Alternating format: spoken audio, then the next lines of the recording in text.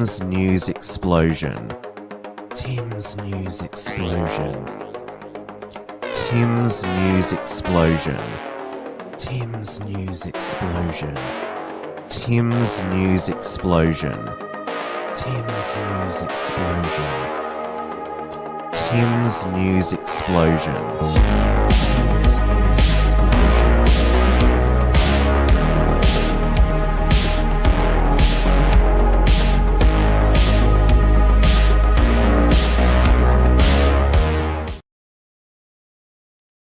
Hello, everybody, and welcome to this week's Tim's News Explosion. We are live always on the Wilmsfront YouTube and DLive channels, as well as on the interactive entropy software, which I've put the link into the live chats. Hello to all the regulars in the live chat, Margot, Hadron, David, Ron, Colin. It is 8:30 p.m. here in Melbourne, Victoria, where on Saturday afternoon, the state saw its largest ever non-communist protest. Over 20,000 Victorians gathered out the front of Parliament House for the Kill the Bill rally against Dan Andrews' proposed permanent pandemic laws, which is the Public Health and Wellbeing Pandemic Management Amendments. So Andy Nolch, he published a video on the Unshackled YouTube channel. You can just see from the still there how many thousands there were. My producer, Margot Huss, last week covered the Kill the Bill rally the week before. There is another one planned next Saturday when the bill will be for the Victorian Upper House, and then there'll be a rally the week after on the 20th, which will be part of the Worldwide Freedom Day rally there. Now, obviously, we have the daily COVID presses ending in Victoria, thank God. So at least we don't have to hear from the show, Brett Sutton, though he is active on Twitter, or the COVID commander, former train operator Jerome Weimer. But we do hear from Dan Andrews periodically. He was in the Melbourne CBD the next day on Sunday to promote the City of Melbourne a new, Dine and Discover rebate of $150, and he was asked about the protest yesterday. What do you make of the thousands of Victorians calling for you to be sacked and to kill the bill yesterday at a protest in the city? Protests don't work against this virus. Protests don't keep us safe. People are allowed within the COVID rules to form groups and have views and put them strongly. That's fine. You shouldn't be violent, and you shouldn't pretend for a moment that protest somehow keeps you safe. And I think there was a wide range of views within those protests. Some of them were about climate change, were there for climate change. Some of them were there against vaccines, which frankly are safe, are free and work, save lives, and that's why we're open. So I'm happy to, happy to be clear about my views on the first and second dose of any of the 3 COVID-19 vaccines we have here. And others are there for all sorts of reasons. Protest doesn't work. Get on, get things done. That's what we do. And again, I make the point, the bill that's in the Parliament, was passed the Legislative Assembly, builds on what happens in New Zealand, builds on what happens in New South Wales, and is absolutely consistent with the powers that various people within government have held. To Samaya's question about being transparent, people on the other side of politics were calling for exactly this outcome. We then went and did it, and suddenly it's the worst thing ever. That's the definition of a political game. Political games don't work against this virus either. So Dan repeats that line about protests don't work against the virus. Though, as a clip went viral several months ago by a journalist in the press gallery who told him that the protests were against him. They were against you, Dan. They weren't against the virus, and they're protesting because they want to be kept safe from any potential further tyranny that you might have planned for the people of Victoria. And well, this was one of the signs there on Saturday. Let's go, Bran Dan. So yes, it was very clearly a rally against both Dan's proposed permanent pandemic laws and his vaccination mandates. And it wasn't a protest against the vaccines, because there were people in attendance who were fully vaccinated. That is being confirmed by many attendees. They're there against further tyranny in the name of pandemic management. There was also earlier that day at the State Library a Hold the Line rally, and then the next day there were several Hold the Line rallies all around Australia, including in Parramatta and Western Sydney. There was a huge one on the Queensland and New South Wales border on Tweed Heads and Coolangatta, the twin cities there. Look how huge that is there. That's absolutely incredible there, that crowd there. Now, the mainstream media, of course, in their evening news reports did their best to demonize the attendees at the Kill the Bill rally, apparently because a few of them swore that the rally wasn't peaceful.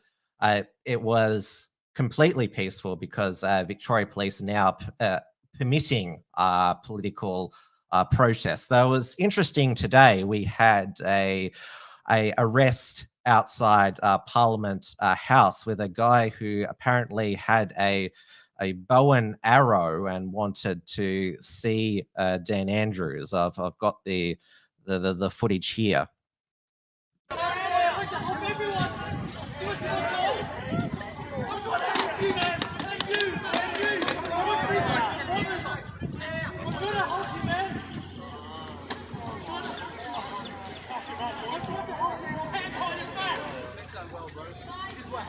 Leave him alone! Leave him alone! Don't hurt him! I thought he was going to shoot like an arrow. I'm going to go live. This is mental health. You pushed him to the brink! Wonder why? This is nothing to what's going to be coming! What's going to happen when the bill passes? There'll be more of this. Andrews needs to get out on the streets now and listen to the people! The weak fucking cunts! He's just trying to help! Come on, you weak fucking cunts! Get out here now! He's just trying to help! Leave him alone! The bill's going to get passed. Leave him alone! Everybody must understand here. He's not well. It's alright, buddy. We stand with you, mate. Where's his On your feet? buddy. We Stand with you. It's alright, don't leave him alone. So that arrest and possible charges will be used to discredit opponents of Dan's permanent pandemic laws. And also, well, this arrest occurred a few months ago, but it was in the news today. This man charged with burning a 5G tower in Mount Eliza. A COVID conspiracy theorist accused of setting fire to a 5G phone tower in Mount Eliza has made a bid for freedom. Nathan Glover tried to interrupt today's hearing when it was revealed he also allegedly made a plot to imprison Daniel Andrews. Court reporter Eliza Rugg. Nathan Glover is the sole member of the Protection and Tactical Incident Response Group. We are all padded up. On a mission to protect anti-lockdown protesters from riot police. We're there just so you guys can do what you do without getting messed up. The COVID conspiracy theorist has been behind bars since last month when he allegedly set fire to a 5G tower in Mount Eliza, causing $1 million damage and stopping residents from being able to contact emergency services. Before the blaze, Mr Glover is accused of writing to a supporter, "I'm down for special ops, only if I get to burn something." An associate replied, "Those 5G towers would make a nice fire." Mr Glover allegedly responded, "My thinking Exactly. The 44-year-old concreter denies he lit the fire, but the magistrate noted the strength of the case against him, including CCTV of the offender. Other items, including drugs and samurai swords, were allegedly found at Mr Glover's home, 1.5 kilometres from the 5G tower. Today, he was denied bail, the father of one deemed an unacceptable risk to the public. When police arrested Nathan Glover, they found a hole dug in his backyard that he allegedly told them he was going to use to imprison the Premier, Daniel Andrews. When Mr Glover tried to explain himself today, his defence lawyer told him to be quiet. He'll be back in court in January. Eliza Rugg, 9 News.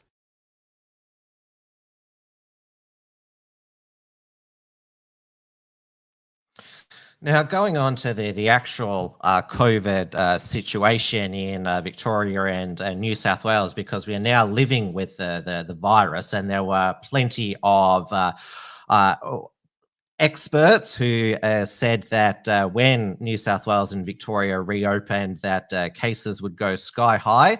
But in New South Wales, when the reopening happened around about a month ago on October the 11th, cases were sort of around 500, 400, but now they are leveling out at 200 per day. So they actually went down further when the reopening began and have stayed around 200 per day. Now, in Victoria, on the eve of the reopening back on October 21, I think we're at 2,200 new daily cases. It's halved since then, where we're averaging about 1,000 new daily cases per day. So obviously a lot more than New South Wales. But the narrative that when the states open up to live with the virus, cases are automatically going to go up because people are mixing, that hasn't occurred in either jurisdiction. Now, obviously, in both New South Wales, Victoria, and the ACT, they've gone from a COVID zero elimination strategy to living with the virus after the brutal lockdown number 6 in Victoria, and the extended Greater Sydney and New South Wales lockdown didn't get cases down to zero. But there are still many COVID zero cultists, extremists, and no more. Well, one of the only governments around the world that still has a COVID zero policy is Communist China. So they've had a new outbreak there, which their solution there in Communist China is to lock down anywhere there's an outbreak.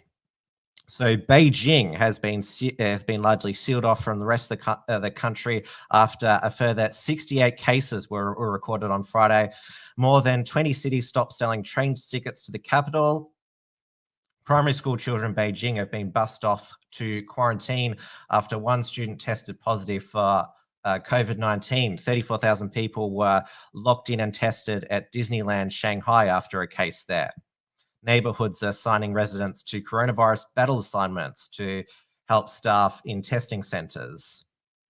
As the rest of the world opens up, China is locking down. China's consumers are spooked. Lines formed at shops and supermarkets around the country this week after the Ministry of Commerce told residents to stock up on a reasonable number of daily necessities as the country heads into a COVID winter. And we go further down here. It's caused people concerned about the pandemic to start buying life necessities. Thanks to the ministry, on the same day, people join the shopping chaos. Vegetable price has been rising rapidly. And we go further down here. A photo of a man transporting a whole pig on his back on his bicycle went viral on Weibo, one of the Chinese social media, on Thursday, taken as a sign that the meat was running out. And if we go further down here, there is some information being put out by Chinese nationalists that is not COVID that residents need to be prepared for, but war with Taiwan. So there is another meeting, the 6th plenum of the Chinese Communist Party in Beijing, where President Xi Jinping, also known as Winnie the Pooh, is running for a 3rd term. The COVID-0 president is unlikely to sway from his strategy until that is achieved. The medical establishment over in China is behind him, believing the economic benefits of elimination ultimately outweigh the costs of lockdown. That's not what we found out here in Australia. And with the outbreaks at schools in China, this is what they're doing to the children in China when they have to go for mass testing.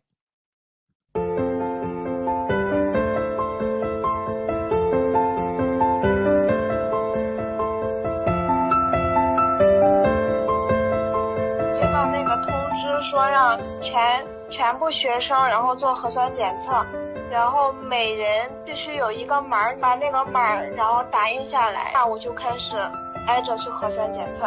孩子们当时的表现很触动，觉得孩子们都很乖很配合，当时心里特别感动。长长的队伍井然有序，我觉得我们一定能战胜病毒。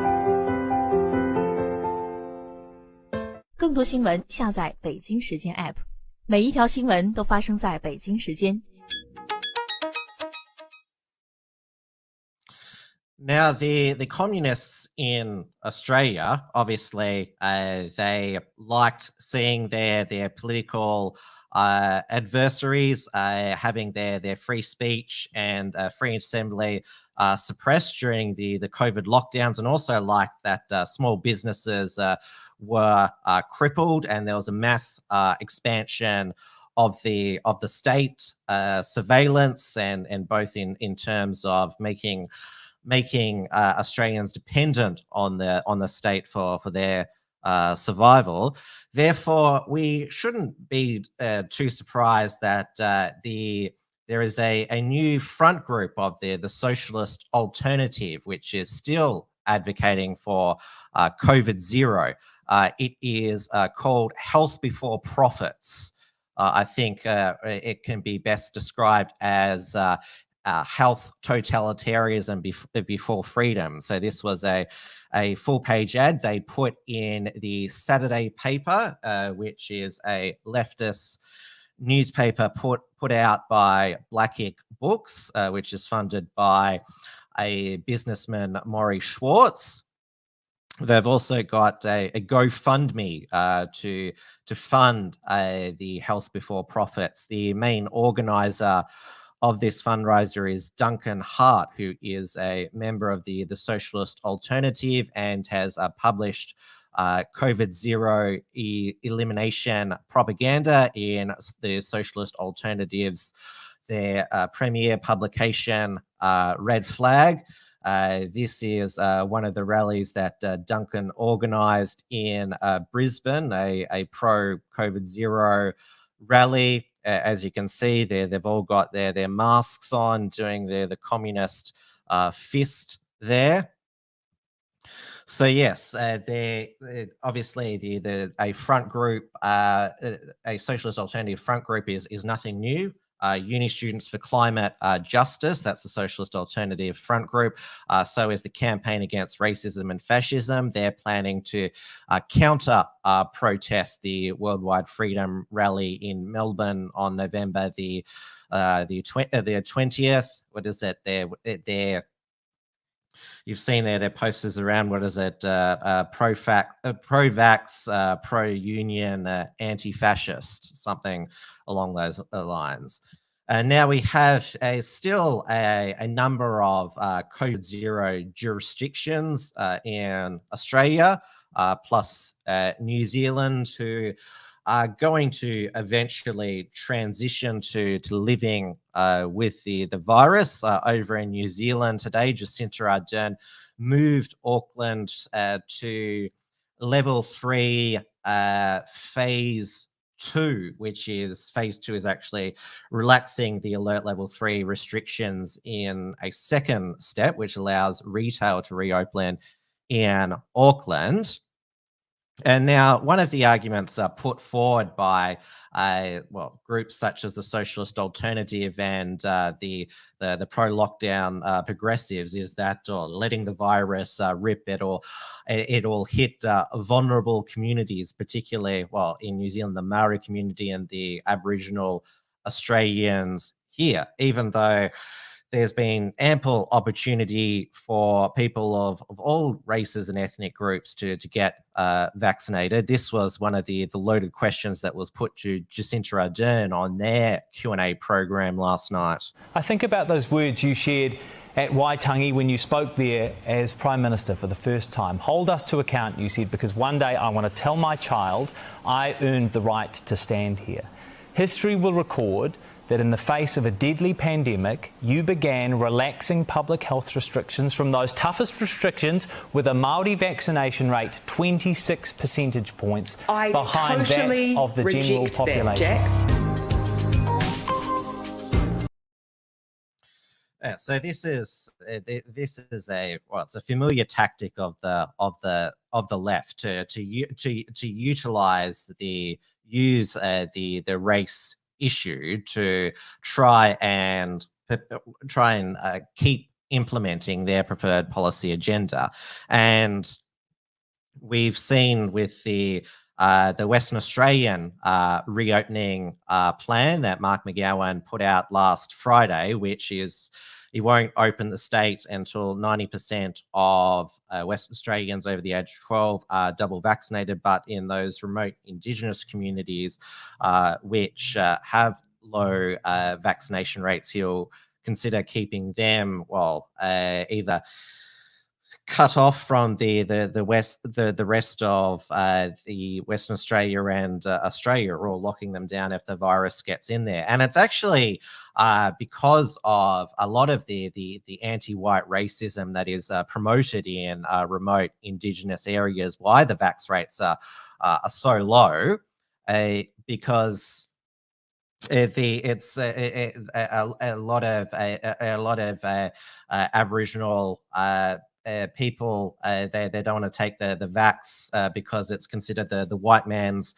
poison. So those pro-vax progressives, their anti-white racism is coming back to bite them if they want to get the Aboriginal Australians vaccinated. And Mark McGowan was asked on Friday what else can be done to get the vaccination rates up, and this was his response. The vaccine mandates obviously have been controversial with some people. I'd just urge people to accept and move on now, because we need to get everyone vaccinated. I mean, you know, apart from grabbing people, holding them down and vaccinating them, there's not much more we can do. And Mark McGowan, under the WA Public Health Act, he could actually, he does actually have the power to hold people down and forcibly vaccinate them. This is section 185 of the WA Public Health Act 2016, enforcement of requirement to undergo medical observation or medical or other procedure. So it includes the power here to restrain the relevant person, to enable the relevant person to be vaccinated, and to remove anything, including underwear, that the relevant person is wearing, if the removal of the thing is reasonably necessary to enable a medical examination or medical treatment to be carried out, or as the case requires, to enable the person to be vaccinated. So there you go there. That's the... It's been circulated over Facebook for over a year now, but it's worth, given what Mark McGowan said, reminding people of what's in the WA Public Health Act. Now, McGowan is following in the footsteps of Palaszczuk up in, or Palaszczuk, I should say, in Queensland, with the vaccine gimmicks, including getting vaccinated in Bunnings, the jab and snag. And he recorded for TikTok this promotional Bunnings jab ad. Time to get to all those little jobs you've been putting off, like getting on top of the gardening, giving the fence a fresh coat of paint, or getting vaccinated. You can do it all this weekend at Bunnings. Get your COVID-19 vaccination this weekend, anytime between the hours of 9:30 and 4 p.m. We have a selection of 8 Bunnings to pick from, including Mindari, Ellenbrook, Balcatta, Cannington, Harrisdale, Rockingham, Geraldton and Busselton. Get down to Bunnings this weekend to get a start on those DIY projects, get a snag and roll up for WA. Visit rollupforwa.com.au for more details.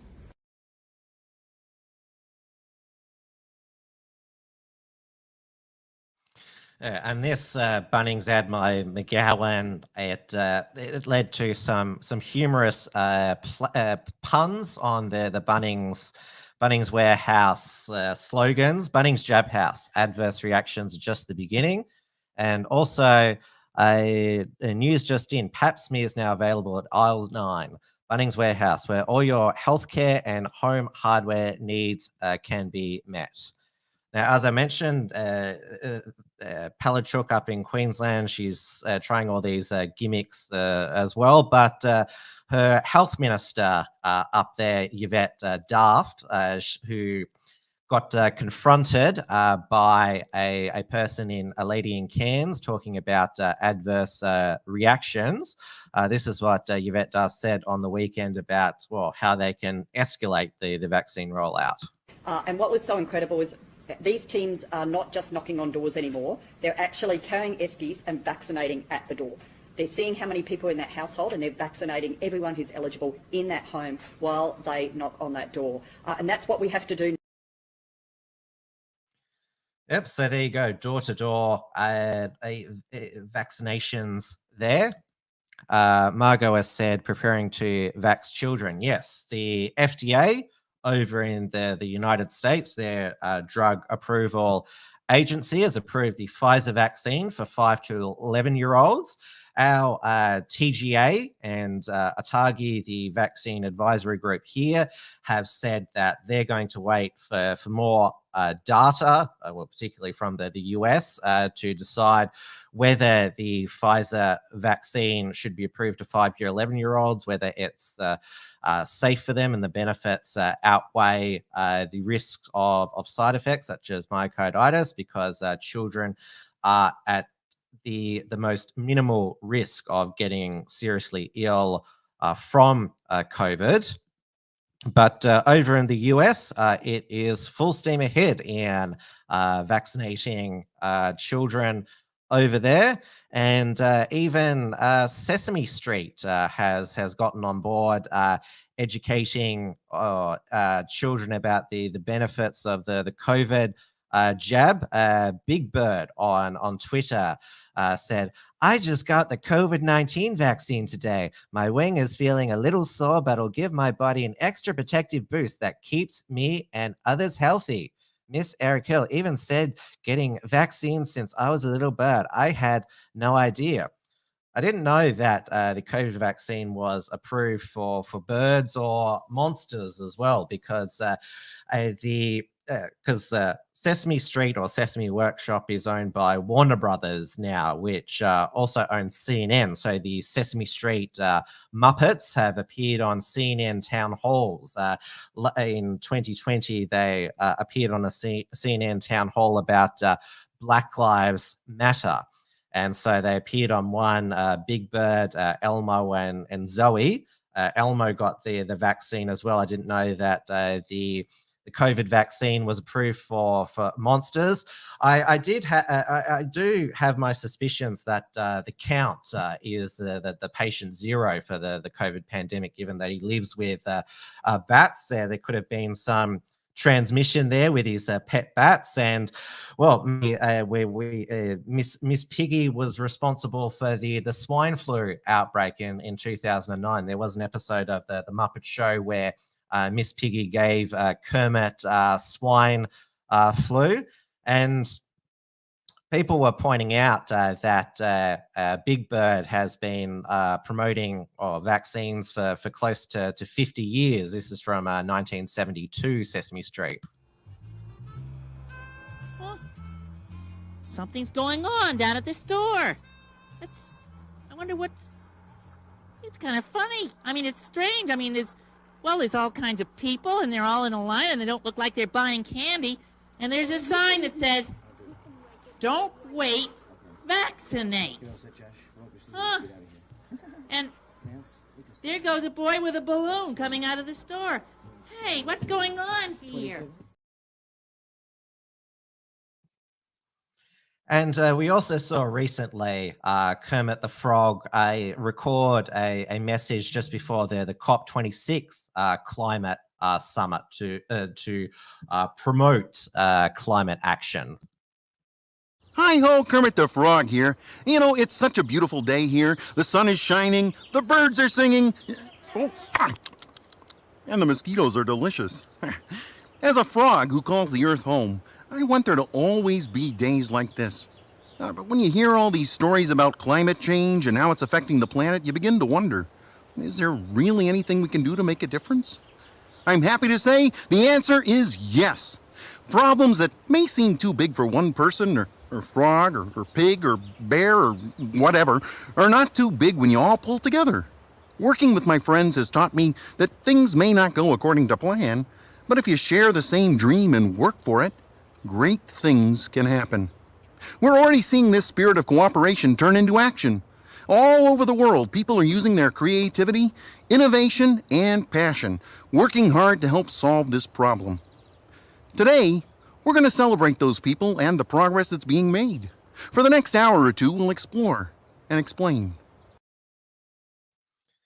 Yep, so there you go there. Sesame Street's education includes, yes, COVID vaccines and now climate action as well. Now, going back here to Victoria, because Victorian politics, even when the pandemic politics is not front and centre, there is still a lot going on.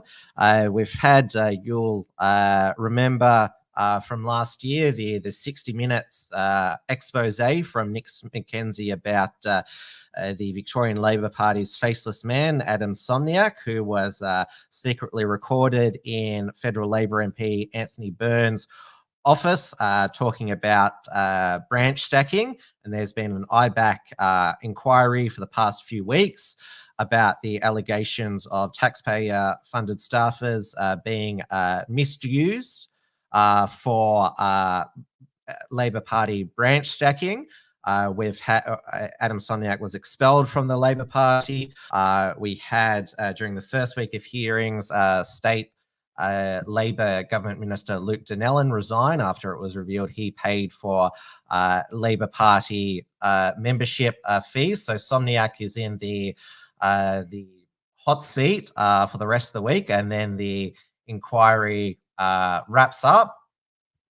And so he is made on his first day.